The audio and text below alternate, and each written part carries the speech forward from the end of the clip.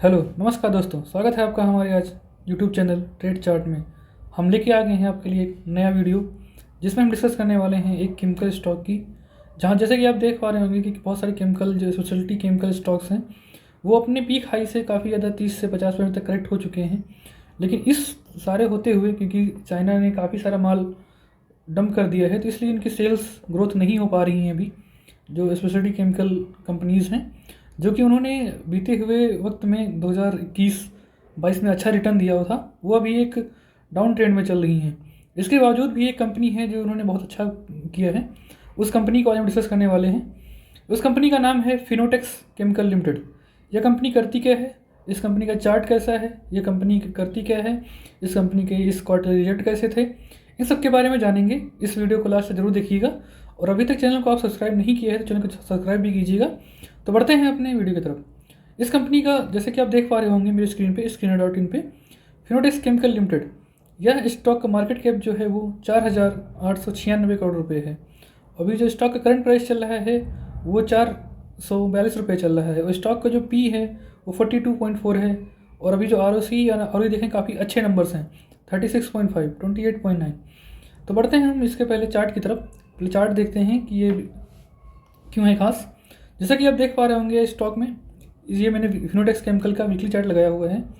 इस चार्ट पे आपको बहुत ज़्यादा एक भीषण तेज़ी दिखी होगी 2019 से 2022 के बीच में, जो कि सभी लगभग जो भी अच्छी कंपनियां थी स्पेशलिटी केमिकल के सेक्टर में उन सब में एक अच्छी तेज़ी देखने को मिली थी एज यूजुअल। उसके बाद में स्टॉक 400 से अपना 400 का हाई बनाया 2022 के लास्ट तक का, और इसके बाद वहाँ से स्टॉक करेक्ट हुआ जो कि 200 रुपये तक का भी आया, 440 से 200 रुपये तक का भी आया।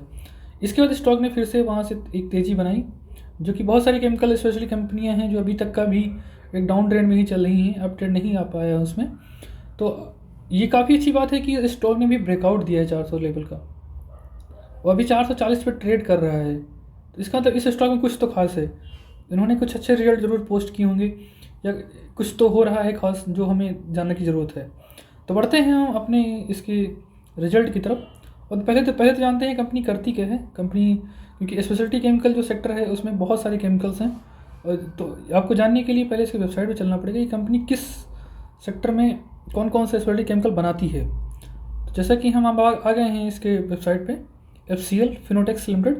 पहले हम बात करते हैं, ये कंपनी जैसा कि देख पा रहे हैं largest textile chemical manufacture of India है।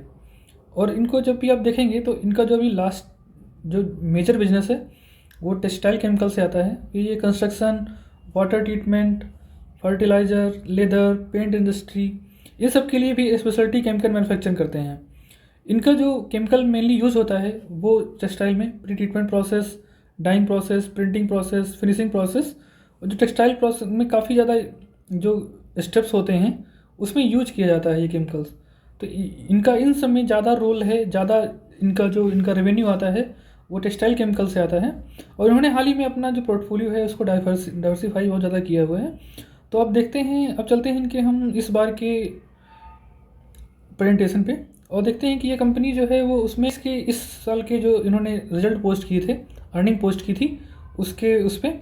और आगे बढ़ते हैं, जैसे कि देख पा रहे हो यहाँ पे आप देख पा रहे होंगे textile speciality, cleaning and hygiene speciality and other and drilling में कंस्ट्रक्शन के जो केमिकल्स यूज होते हैं उनमें इनका बिजनेस है। ये एक अर्निंग प्रेजेंटेशन है और आगे बढ़ते हैं इसमें। अभी इन्होंने जो ओवरव्यू दिया है अपना टेक्सटाइल केमिकल सेगमेंट का और क्लीनिंग हाइजीन सेगमेंट का, जैसे क्लियरली देख पा रहे हैं कि इनका जो मेन फोकस है वो टेक्सटाइल केमिकल पे है और इनके ये टेक्निकल सोल्यूशन प्रोवाइड करते हैं कंपनीज़ को। और जो अपना इनका क्लीनिंग एंड हाइजीन सेगमेंट से उसको भी इन्होंने सक्सेसफुल अपने पोर्टफोलियो को डाइवर्सिफाइड किया है। अगर आपको मार्केट सस्टेन करना है तो आपको डाइवर्सिफिकेशन बहुत ज़्यादा ज़रूरी है, तो इसीलिए उन्होंने भी किया है। उसमें कई सारे hand washer, sanitiser, dish washer, toilet bowl cleaners, ये सारे कुछ केमिकल्स बनाते हैं जो कि इन सब में यूज़ होते हैं। जैसा कि आप यहाँ पे देख पा रहे होंगे इसका क्वार्टरली परफॉर्मेंस ट्रेंड जो है वो कैसा रहा। वही कंपनियां बहुत सारा इसमें रेवेन्यू प्रेशर, प्रॉफिट प्रेशर आ रहा है सभी केमिकल में, क्योंकि चाइना ने काफ़ी सारा माल जो डंप कर रखा है तो इनके रेवेन्यू बढ़ नहीं रहे हैं बहुत सारी कंपनियों के। लेकिन उसके बावजूद भी अगर एक कंपनी अच्छा कर रही है तो वो काफ़ी अच्छी बात हो जाती है। तो जैसा कि आप चार्ट पे देख पा रहे होंगे इनका जो Q3 FY22 का जो रेवेन्यू था वो 1051 रुपये था, जो बढ़ के Q3 FY23 में 1092 का हो गया, करोड़ का हो गया सॉरी। उसके बाद Q3 में FY24 में जो अभी इन्होंने पोस्ट किया है वो 1385 करोड़ है। जैसा कि आप देख पा रहे हैं ये काफ़ी अच्छा एक ट्रेंड आपको दिख रहा है इसमें। एक जहाँ कंपनियाँ एक अच्छा रेवेन्यू नहीं ग्रोथ कर पा रही हैं वहीं पे ये कंपनी करके दिखा रही है। EBITDA भी आप देख पा रहे होंगे जो कि Q3 में FY22 में 23 में और 24 में हर बार ग्रो ही हुआ है। और हमारा पैट भी, प्रॉफिट आफ्टर टैक्स भी ग्रो हुआ है। और ऐसे प्रॉफिट मार्जिन देख पा रहे होंगे, शानदार नंबर्स हैं इनके। पैट, प्रॉफिट आफ्टर टैक्स, वो भी 191 रुपये से 332 करोड़ रुपए का प्रॉफिट हुआ है इनको आफ्टर टैक्स। वहाँ रेवेन्यू में जितना ग्रोथ आपको नहीं दिख रहा होगा उससे ज़्यादा इन्हें प्रॉफिट में ग्रोथ दिख रहा है। तो इसका तो कंपनियाँ काफ़ी ज़्यादा अपना मैनेज अच्छा से कर रही है एक्सपेंस। तो अब आगे बढ़ते हैं, हम देखते हैं कि ये कंपनी करती क्या है, एक एक करके देखेंगे। रेवेन्यू हमने देख लिया, इसी कारण इस स्टॉक में ब्रेकआउट आया हुआ है। और क्योंकि इस कंपनी ने काफ़ी अच्छे रिजल्ट पोस्ट किए हैं, ऑल्दो बाकी सारी कंपनियां जो नहीं पोस्ट कर पा रही हैं, इसलिए काफ़ी अच्छा रिजल्ट आया हुआ है इनका। और इसीलिए स्टॉक में एक तेज़ी बनी हुई है और आने वाले वक्त में भी एक अच्छा काम करेंगे। जैसे कि आप यहाँ पे देख पा रहे होंगे, इनके ग्रॉस प्रॉफिट मार्जिन की पर नज़र डालेंगे तो काफ़ी अच्छे नंबर्स हैं जो Q3-5 में पोस्ट किए हैं उन्होंने। कोई भी अभी अंतर आपको नहीं दिख रहा होगा प्रॉफिट मार्जिन पे, जबकि बाकी सारी प्रेशर फील कर रही हैं, तो इसमें कोई भी नहीं दिख रहा है आपको। अब आगे बढ़ते हैं, इनका जो केमिकल बाकी अभी जो फोकस कर रहे हैं, जिस पे कंपनी फोकस कर रही है वो डाइवर्सिफिकेशन है। इन्होंने अपना क्लीनिंग एंड हाइजीन केमिकल्स भी बनाने लगे हैं और इसके लिए भी इन्हें अभी एक अच्छा खासा कैपेक्स लगाया हुआ है। और फिर ड्रिलिंग स्पेशलिटी केमिकल जो यूज होते हैं ऑयल एंड गैस में, उसमें भी अपना कुछ केमिकल्स बनाने लगे हैं। और अदर स्पेशलिटी केमिकल में भी अपना ये कुछ केमिकल्स बनाने लगे हैं। तो इसी कारण इनका जो भी डाइवर्सिफिकेशन रहता है वो काफ़ी ज़्यादा अच्छा रहता है, क्योंकि अगर कोई आपका एक प्रोडक्ट अच्छा नहीं कर रहा है तो बाकी प्रोडक्ट आपके थोड़ा सा संभाल लेते हैं आपके रेवेन्यू को, और अच्छा खासा एक आपको वो ग्रोथ मिलती है लॉन्ग टर्म। यस, जैसे कि आप देख पा रहे होंगे, जो इनका मेजर रेवेन्यू आता है वो स्पेशलिटी टेक्सटाइल केमिकल सेगमेंट से आता है। तो उसमें कौन कौन से प्रोसेसेस हैं, उसमें कौन कौन से केमिकल यूज होते हैं और उसमें क्या क्या बनाते हैं, जैसा कि आप देख पा रहे होंगे उसमें स्टेप्स जो हैं, वीविंग है, एक प्री ट्रीटमेंट है, डाइंग है, प्रिंटिंग है, फिनिशिंग है। टेक्सटाइल कंपनी जो भी होती हैं ये सारे प्रोसेस से उनको गुजरना पड़ता है फाइनल प्रोडक्ट से लेकर। तो इस प्रोसेस में जो भी केमिकल यूज होते हैं उन केमिकल के नाम लिखे गए हैं, प्रोडक्ट कैटेगरी, उन हर कैटेगरी के केमिकल्स को ये बनाते हैं। पॉलीमर सॉफ्टनेस को बनाते हैं, एंजाइम्स, वेटिंग, डिटर्जेंट्स और एडिटिव्स को बनाते हैं, dyeing acid, alkali levelling, detergent fixer, dyeing binder, thickener, fixer, detergent, loop, softener, silicone. बहुत सारे, हर ऐसा कोई केमिकल नहीं है टेक्सटाइल केमिकल सेगमेंट में जिनमें बनाते नहीं हैं। और क्लाइंट आप देख सकते हैं, रेमंड्स, वर्धमान, विमल, तो ये काफ़ी अच्छे जाने माने नाम हैं इनके जो क्लाइंट्स। इनके क्वार्टरली ग्रोथ हम देखने के बाद में ये थोड़ा सा इनके हम बाकी चीज़ें भी देखेंगे, जैसे कि आपको Skinner.in पे काफ़ी ज़्यादा इसके प्रो एंड कॉन्स दिखाए जाते हैं। तो अभी आप देख पा रहे हैं प्रोस की लिस्ट भरी हुई है, वहीं कॉन्स में ज़्यादा कुछ है नहीं, क्योंकि स्टॉक ट्रेडिंग एट 12.3 टाइम्स का बुक वैल्यू।